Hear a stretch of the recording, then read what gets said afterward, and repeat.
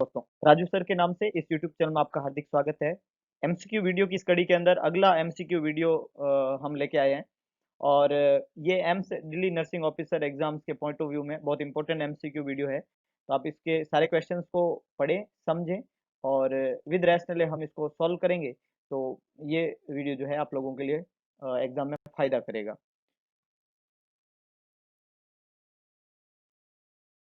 Question है, nurse perform care on the clients Hickman catheter, है ना, क्लाइंट जो है उसकी केयर की जा रही है और कैथेटर जो है हिकमैन कैथेटर वहां पे लगा हुआ है, उसकी केयर की जा रही है according to the hospital policy. Hospital की पॉलिसी के अकॉर्डिंग केयर वहां पे दे रही है। The client develop an infection, और क्लाइंट को क्या डेवलप हो गया, infection, and is considering litigation, और ये मतलब गड़बड़ हो गया है कि उसको इन्फेक्शन डेवलप हो गया है और ये जो चीज हुई है, द नर्सेज प्रैक्टिसेस, तो नर्स की ये प्रैक्टिस किस के अंडर आएगी अब लीगली, है ना।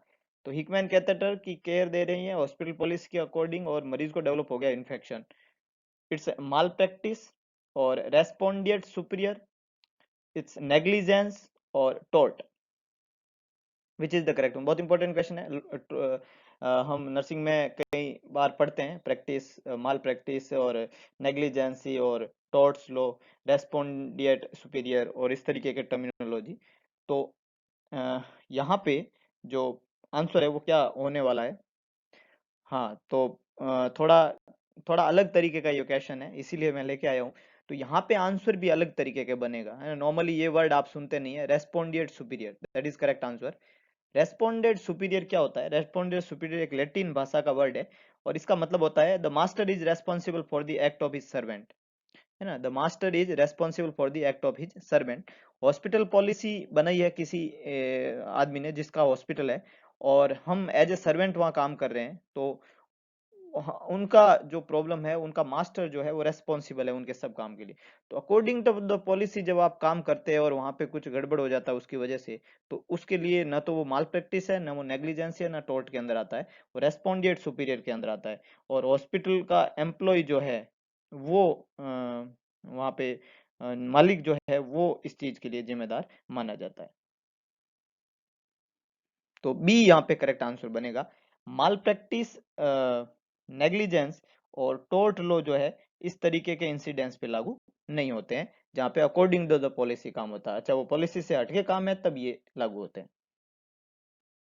नेक्स्ट है, while assessing a neonate at 24 hours of age, 24 घंटे का बच्चा है, we observe several irregular shape red flat patches, बहुत सारे इरेगुलर शेप के रेड फ्लैट पैचेस जो है वहां पे on the back of the neonate's neck, neck के पीछे की तरफ बच्चे के इरेगुलर शेप के रेड कलर के जो है लीजन बैक के ऊपर, नेप, स्पेशली नेक वाले एरिया के अंदर, नेप ऑफ द नेक जिसको हम कहते हैं, ये फाइंडिंग क्या इंटरप्रिटेट होगी। फर्स्ट है स्टॉक बाइट, सेकंड वन है port wine stain, third one है newborn rash, fourth one है cafe lait spot, which is the correct one.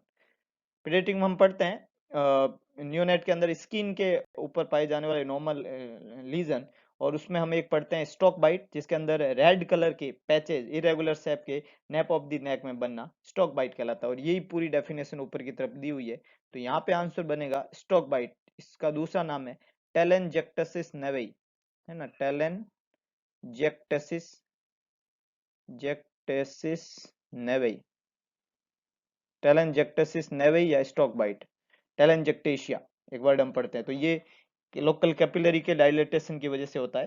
तो यहाँ पे ये जो कंडीशन है वो क्या कहलाएगी, स्टॉक बाइट। इसके अलावा दूसरा यहाँ पे पोर्ट वाइन स्टेन जो है यहाँ पे दिया हुआ है। तो पोर्ट वाइन स्टेन जो होता है उसके अंदर डिसफिगरिंग डार्किश रेड और पर्पलिश स्किन स्किन डिस्कलरेशन होता है, जो ज्यादातर स्काल्प वाले एरिया में और फेस वाले एरिया में देखने को मिलता है, और उसका ट्रीटमेंट करना पड़ता है लेजर थेरेपी के द्वारा, जबकि स्टॉक बाइट की ट्रीटमेंट की जरूरत नहीं होती है। न्यू बोर्न रेस्ट जो होते हैं वो टिपिकली पूरी बॉडी के ऊपर पाए जाते हैं, किसी लोकल जगह पे नहीं होते हैं, किसी एक एरिया में नहीं होते हैं। यहाँ पे एक लोकल जगह पे हुआ है इसलिए न्यू बोर्न रेस्ट नहीं है। और कैफे उलेट स्पॉट्स जो होते हैं वो ब्राउन कलर के रेस होते हैं जो बॉडी में कहीं भी पाए जा सकते हैं, और किसी एक एरिया के अंदर 6 से ज्यादा, है ना, मोर देन 6 स्पॉट्स जो है एक एरिया के अंदर जो जो एरिया लगभग 1.5 सेंटीमीटर से लार्जर है, तो इस तरीके से वहाँ पे ऐसा रहता है। ये जेनेटिक न्यूरल टिश्यू वाली कंडीशन होती है, तो ये बहुत डिफरेंट कंडीशन है कैपिलरी स्पॉट, जो यहाँ पे डेफिनेशन में दिया हुआ नहीं है। तो इसलिए आंसर बनेगा A, that is stork bite. Next problem, a client with hydrocephalus, आप समझ गए इस बात को तो कि हाँ very good, C S F का इकट्ठा होना हाइड्रोसिफलस है। Complain of headache in the morning, सुबह सुबह उसको क्या होता है, हेडेक होता है, ये उसका कंप्लेन है, हाइड्रोसिफलस का मरीज है। But is disappear later in the day, और दिन में वो गायब हो जाता है। The nurse is aware that intracranial pressure is highest in, तो नर्स अवेयर है कि इंट्राक्रेनियल प्रेशर जो है ज्यादा कब होता है, हाईएस्ट कब होता है। फर्स्ट है the early morning, the late afternoon, the evening and the middle of the night. तो बहुत आसान है जवाब देना। अगर हेडेक हो रहा है इसका मतलब आईसीपी बढ़ा, और हेडेक कब हो रहा है, मॉर्निंग में, तो इंट्राक्रैनियल प्रेशर हाईएस्ट कब होता है, अर्ली मॉर्निंग, है ना। बहुत सिंपल क्वेश्चन है और सिंपल सा जवाब है, पूछा हुआ सवाल भी है। तो इंट्राक्रैनियल प्रेशर हाईएस्ट जो है वो अर्ली मॉर्निंग के अंदर रहता है, और उसमें मरीज जो है अगर जब जगता है और वो हेडेक की कंप्लेन करता है, तो इसको तुरंत रिपोर्ट करना चाहिए। हाइड्रोसिफिलस के मरीज के अंदर अर्ली मॉर्निंग हेडेक होना इनकी आईसीपी को इंडिकेट करता है। और अगर मरीज अगर आईसीपी उसका बढ़ गया है, तो उसको तुरंत ट्रीटमेंट की वहां पे जरूरत रहेगी। तो ए यहाँ पे करेक्ट आंसर बनेगा। नेक्स्ट है, woman is taking OCP, oral contraceptive woman ले रही है। The nurse teaches the client to report which of the following danger sign, तो कौन से डेंजर साइन को रिपोर्ट किया जाएगा, है ना। ओसीपी ले रही है, क्या डेंजर साइन है जिसको तुरंत रिपोर्ट करने की वहां पे जरूरत रहेगी। Option is breakthrough bleeding, है ना, ब्रेक थ्रू ब्लीडिंग, वहाँ पे लगातार जो है ब्लीडिंग हो रही है, ये डेंजर साइन है। सीवियर काफ पेन, ये डेंजर साइन है, काफ में पेन। माइल्ड हेडेक, ये डेंजर साइन है। वेट गेन ऑफ 3 पाउंड, ये डेंजर साइन। कौन सा डेंजर साइन, डेंजर साइन पूछा, इसका मतलब ये चारों ही चीजें ओरल कॉन्ट्रासेप्टिव पिल लेने पे हो सकती है, लेकिन इन चारों में डेंजर साइन क्या है, break through bleeding, severe calf pen, mild headache और वेट गेन ऑफ 3 पाउंड। कई लोग ब्लीडिंग बोल रहे हैं, पर ब्लीडिंग डेंजर साइन नहीं है, ओरल कॉन्ट्रासेप्टिव पिल का कॉमन साइड इफेक्ट है ब्लीडिंग। देखो जब भी इस तरीके के क्वेश्चन आते हैं ना, तो है तो चारों तरीके के आंसर, लेकिन तीन कॉमन साइड इफेक्ट है, मतलब ये हो रहा था, हाँ ये तो होता है, मतलब जैसे आइबुप्रोफेन की गोली खाते हो तो थोड़ा एब्डोमिनल डिस्कम्फर्ट, जीआई डिस्कम्फर्ट होता है, मतलब थोड़ा नोजिएटेड रहता है, तो होता है साहब, खाना खाने के बाद लिया करो गोली, ये जीआई डिस्टरबेंस करती है, ये नॉर्मल है, हम ऐसा मानते हैं, है ना। लेकिन आइबुप्रोफेन लेने से अगर मरीज को कन्वर्जन आ गई थी, नॉर्मल थोड़ी है। तो इस तरीके से डेंजर साइन क्या है, तो वी ऑल नो कि जो ओरल कॉन्ट्रासेप्टिव पिल होते हैं वो थ्रोम्बो एम्बोलिज्म कंडीशन की रिस्क को बढ़ाता है। थ्रोम्बो एम्बोलिज्म कंसेप्ट क्या है, थ्रोम्बस वाला, एम्बोलस, थ्रोम्बस बनेगा वो एम्बोलस बन सकता है, तो वो कंडीशन की रिस्क को बढ़ाता है ओरल कॉन्ट्रासेप्टिव पिल। और इन चार ऑप्शन में एक ऑप्शन है जो उस कंडीशन को इंडिकेट करता है। वेरी गुड वेरी गुड, अब आप पकड़ पाए हो, that is severe calf pain. Severe calf pain जो है वो इसको हम होमान साइन बोल सकते हैं, और ये जो है थ्रोम्बोसिस को इंडिकेट करता है, डीप वेन थ्रोम्बोसिस को। ये किसको इंडिकेट करता है, डीवीटी को, है ना। तो ये अगर मरीज कंप्लेन कर रहा है, ये डेंजर साइन है, उसको डीवीटी हो गया है, उसको थ्रोम्बस बन गया है, वो पल्मोनरी एम्बोलिज्म बन गया, तो मरीज के लिए खतरनाक है।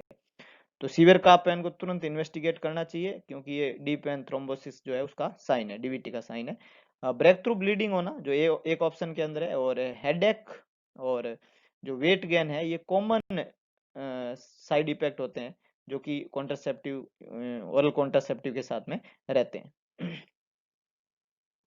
इन साइन को अगर होते हैं, मरीज को ब्लीडिंग होती है, हेडेक होता है या वेट गेन होता है, तो इनको मॉनिटर करते रहना होता है, ट्रीटमेंट चेंज नहीं होता है।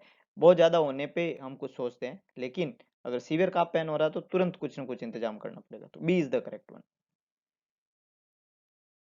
Next, which of the following is the most essential goal for the hospitalized client with a new tracheostomy. एक हॉस्पिटलाइज क्लाइंट है, उसको एक नया ट्रेक्योस्टोमी हमने वहां पे लगाया है, पेशेंट को, हॉस्पिटलाइज क्लाइंट को। तो क्या मतलब मोस्ट एसेंशियल गोल रहेगा वहां पे हॉस्पिटलाइज क्लाइंट के लिए, जिसको हमने नया ट्रेक्योस्टोमी वहां पे लगाया है, patient with new tracheostomy goal. First option है डिक्रीज सिक्रीशंस, सेकंड है provide client teaching regarding tracheostomy care, third one है relieve anxiety related to the tracheostomy, fourth one है मेंटेन ए पेटेंट एयरवे।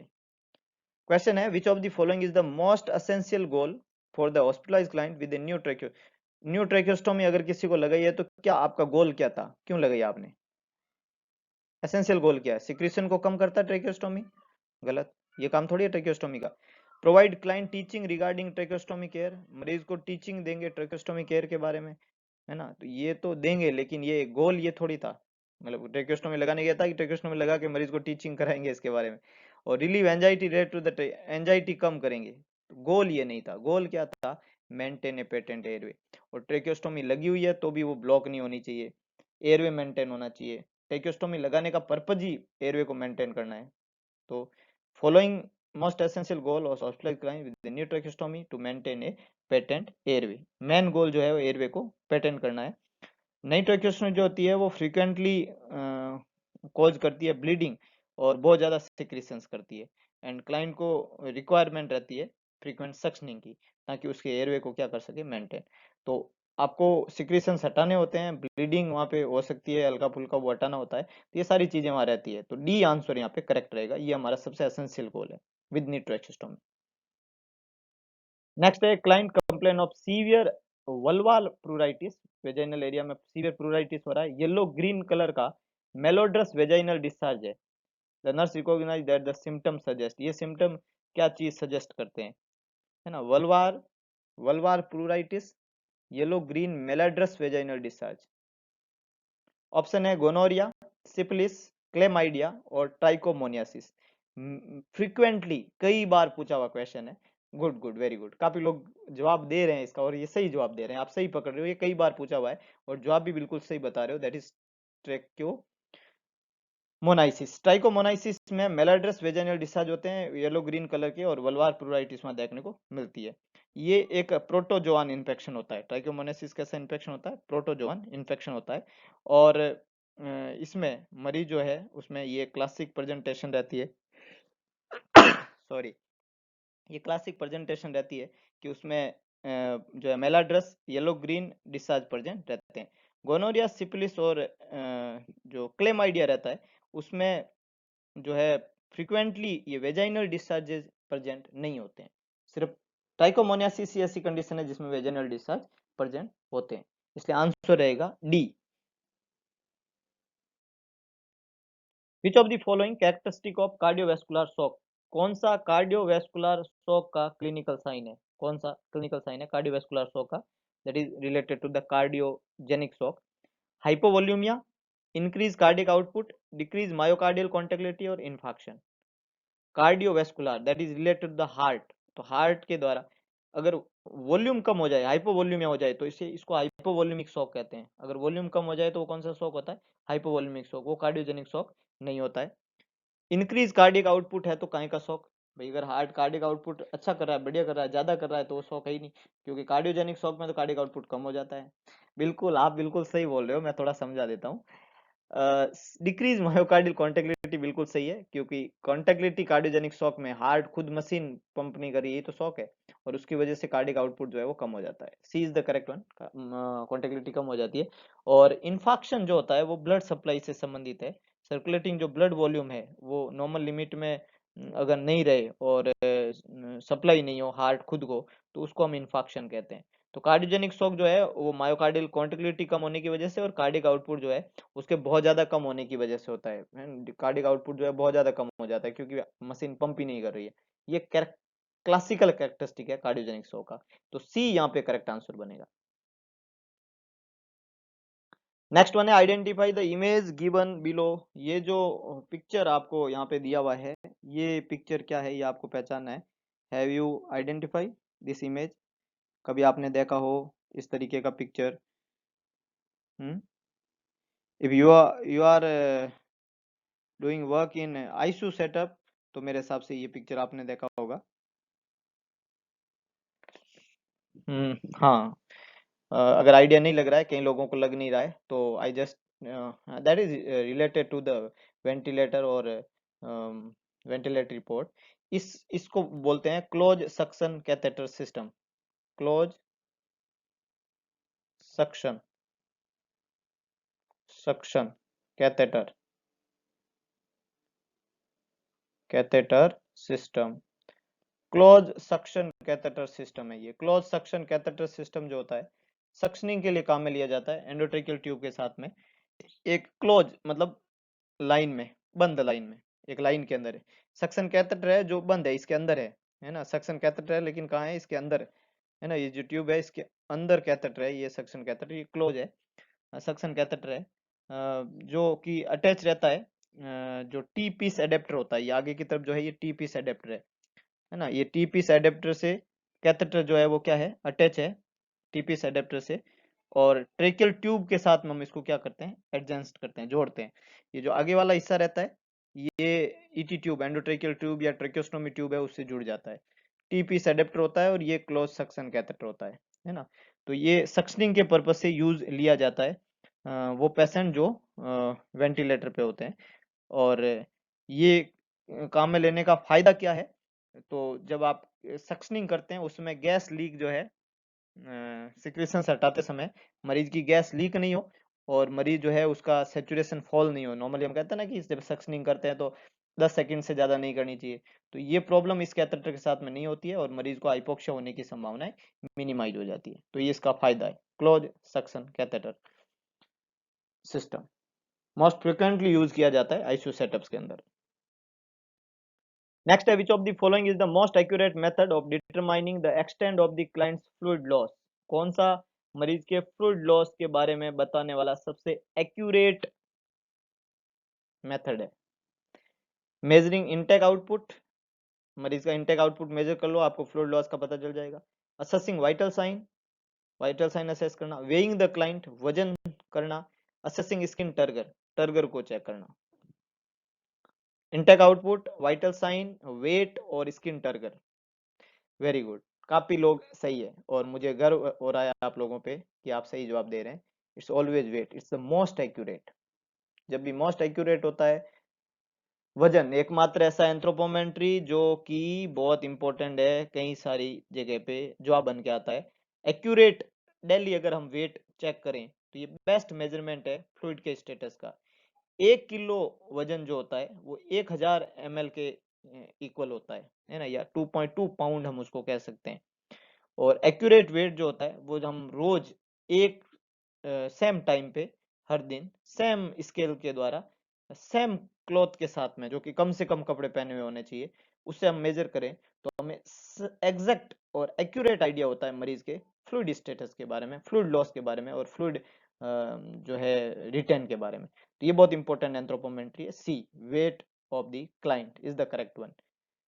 तो ये कुछ एमसीक्यू जो है आज हमने डिस्कस किए। इसी तरीके के मजेदार एमसीक्यू का आनंद उठाने के लिए जुड़े हुए रहिए मेरे यूट्यूब चैनल से। बहुत जल्दी हम बहुत सारे इमेज बेस्ड के क्वेश्चन भी यहाँ पे लेके आने वाले हैं। जैसे जैसे हमारे ये वीडियोज आगे बढ़ेंगे तो बस आप भरोसा रखें, आप वीडियो को लाइक करें, वीडियो को शेयर करें और कमेंट बॉक्स में अपना सुझाव जरूर डालें। इसके अलावा एक काम जरूर करें, इस वीडियो और इस चैनल को मैक्सिमम लोगों तक पहुंचाने की जिम्मेदारी उठाएं, ताकि हमारे द्वारा की गई ये छोटी सी कोशिश से अगर किसी एक घर के चिराग अगर जल जाता है तो हम समझेंगे कि हमारी ये मेहनत जो है वो साकार हो गई। करके देखिएगा, अच्छा लगता है। धन्यवाद।